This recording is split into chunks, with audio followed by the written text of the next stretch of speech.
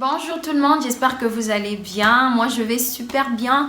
Je tenais à vous dire merci pour vos messages merveilleux le jour de mon anniversaire, le 7 septembre. Merci pour vos prières, que Dieu vous bénisse. Et si vous êtes nouveau sur cette chaîne, bienvenue. N'oubliez pas de vous abonner pour recevoir d'autres belles vidéos. Alors aujourd'hui, nous allons parler de quelque chose de très important, comme toujours. Vous avez certainement déjà entendu, comme moi, cette phrase « Jésus revient bientôt ». Qui n'a jamais entendu cette phrase? Moi, j'ai entendu cette phrase depuis quand j'étais petite. Jésus revient bientôt. J'ai grandi. Bientôt, je vais finir mes études.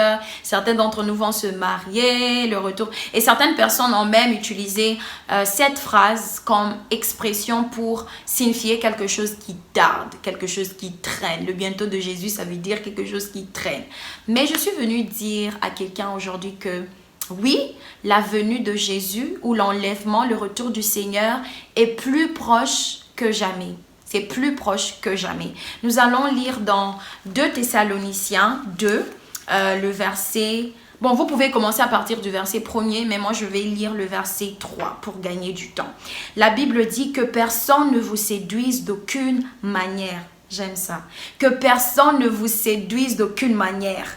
Car il faut que l'apostasie soit arrivée auparavant et qu'on ait vu paraître l'homme du péché, le fils de la perdition. Amen, amen. Si vous lisez à partir du verset 1er, vous allez comprendre que Paul était en train de parler de l'enlèvement en fait. Il dit que personne ne vous séduise, ce jour va arriver. Oui, ce jour va bien sûr arriver, mais il va arriver après que l'apostasie soit arrivée. Ce jour viendra après que l'apostasie soit arrivée. Donc, il faut que l'apostasie arrive d'abord pour que l'enlèvement prenne place. Voilà, on a compris cette partie. Maintenant, nous allons comprendre c'est quoi l'apostasie. L'apostasie, c'est le reniement de la foi. C'est l'abandon de la foi. Et c'est l'abandon de la foi en Jésus volontairement. On ne te force pas ou on ne te punit pas de laisser les choses de Dieu. C'est volontaire. Ok, donc un chrétien qui a cru au Seigneur, qui servait le Seigneur et à un moment de sa vie, il renie les choses de Dieu. Pourquoi? On ne sait pas. Mais il y a toujours une raison. Et pourquoi j'ai dit que le retour de Jésus est proche, la venue de Jésus est proche? Parce que cette chose, l'apostasie dont on parle, arrive déjà. Peut-être qu'elle n'est pas encore vraiment évidente, mais elle arrive déjà. Il y a déjà des chrétiens qui sont en train de chuter dans leur foi. Et je prie que tu ne fasses pas partie de ces gens-là au nom de Jésus. Mais ça dépend de toi. Ça dépend de toi. Il y a déjà des gens qui sont, comme je disais, il y a déjà des chrétiens qui sont en train de chuter dans leur foi petit à petit. Moi, je comprends une chose. Vous savez, toute chose commence de quelque part. Si quelqu'un abandonne aujourd'hui les choses de Dieu, ça n'a pas juste commencé comme ça. C'était un processus. En fait, c'est un processus. Il y a eu des événements qui sont arrivés, des choses, une façon de penser. Et à la fin, boum, on voit le résultat, la personne abandonne. Et c'est ce qui arrive avec des chrétiens. Certains chrétiens aujourd'hui, ils sont en train de chuter dans leur foi. Et l'une des raisons pour laquelle ces gens sont en train de chuter dans leur foi, c'est à cause des soucis du monde. Les soucis du monde, la déception des richesses et la convoitise pour les choses. La Bible dit de ne pas aimer de ne pas aimer le monde, les choses qui sont dans le monde. Et Jean est en train de mentionner les choses qui sont dans le monde. Il a dit la convoitise des yeux, la convoitise de la chair et l'orgueil de la vie. Donc, à cause des soucis du monde, il y a certaines personnes qui commencent à affaiblir dans leur foi. À cause de la convoitise, il y a des gens qui commencent à chuter dans leur foi. À cause des inquiétudes. Maintenant, je comprends pourquoi le Seigneur nous interdit de nous inquiéter. Il dit de ne pas nous inquiéter. Tu sais, plus tu t'inquiètes, plus tu es en train d'ouvrir la porte à cet esprit où tu te dis, ah, le Dieu, depuis qu'on priait ce Dieu, ça n'arrive pas. Si tu as déjà dit cette phrase ou si tu as déjà commencé à avoir cette façon de penser dans ta tête, il faut que tu changes ça. Il faut que tu changes ça. N'ouvre pas la porte au diable de te mettre des idées dans la tête. Ah, ce Dieu même, depuis qu'on le priait, il ne fait pas. Dieu, tu parles de qui? De mon Dieu? Le Dieu tout-puissant, le créateur de toutes choses. Non, mon frère, non, ma soeur. Ne te laisse pas distraire par les soucis de la vie. Ce que tu dois faire, ok, ce que tu dois faire dans cette période où l'apostasie arrive déjà, quel est le choix que tu vas prendre?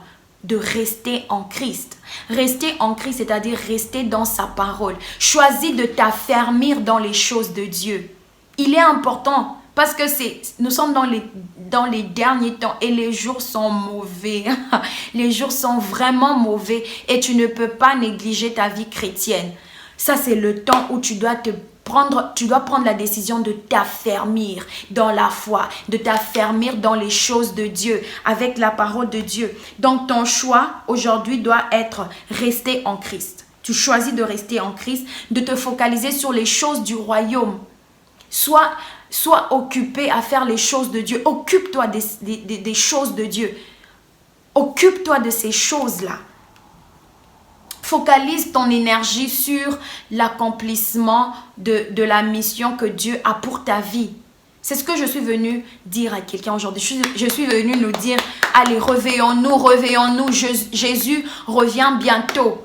Il revient et il revient pour les gens qui ont cru en lui et qui ont vécu pour lui et qui vont continuer, qui vont persévérer jusqu'à la fin. Alors il est temps pour toi d'être sérieux avec ta vie chrétienne, d'être conscient, de te préparer pour le retour de Jésus parce que notre Seigneur revient bientôt. Ne sois pas parmi les gens qui commencent à chuter dans leur foi. Si ça a déjà commencé, c'est pourquoi je te dis, allez, réveille-toi. S'il y a une idée en toi qui a commencé, une idée de doute, de dire, j'ai beaucoup prié pour cette chose, ce n'est pas arrivé. Non, notre Dieu n'est pas un menteur. Reste dans sa parole. Je vais finir avec ça. Abraham, la Bible dit que c'est le père de la foi. Il a espéré contre toute espérance. Le Seigneur lui a dit quelque chose, que tu auras un fils. Mais ça a pris beaucoup de temps pour qu'il ait son fils. Alors tu ne peux pas chuter dans ta foi, tu ne peux pas t'affaiblir dans ta foi parce que tu n'as pas vu quelque chose que tu demandes au Seigneur. Non.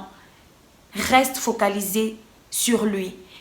Ton énergie sur lui. Pourquoi? Parce qu'il revient bientôt et il va récompenser, il va donner à chacun selon ce qu'il a fait. Jésus revient bientôt. Et si tu es là, tu n'as jamais donné ta vie à Christ, je suis venue te dire, il est temps que tu le fasses. Jésus t'aime.